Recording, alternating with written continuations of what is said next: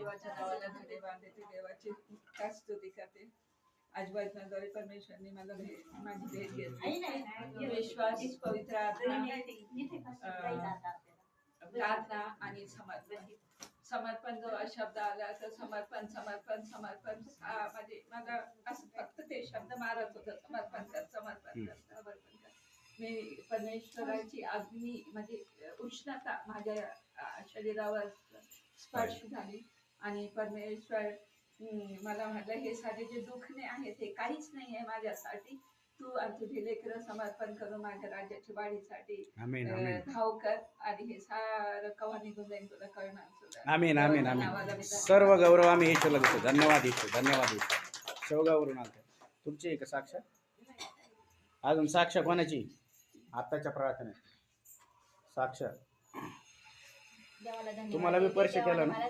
साक्ष सांगा. पवित्र आत्म्याचा स्पर्श केला म्हणून देवाला धन्यवाद देते. जोरदार टाळ्या. जे काही न घडणार ते घडवलं देवाने. आमच्या शेळीला करड झाले दोन, पेढे पुढे. येशूला धन्यवाद येशूला देते. आमीन. जरा पेढे पुढे.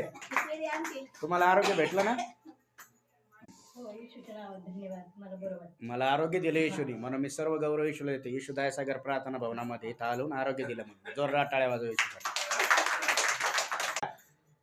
आज हा बोलता नव्हते, थोडस बोलता येते आणि आता कॅन्सरची गाठ होती ती बी थोडी वितळली ना. फिरतोय, चांगला करतो म्हणून सर्व गौरव मी येशूला देतो. जोरदार टाळ्या वाजवतो. आणि बाबाला बी चालायला लावलं होतं. धन्यवाद येशू.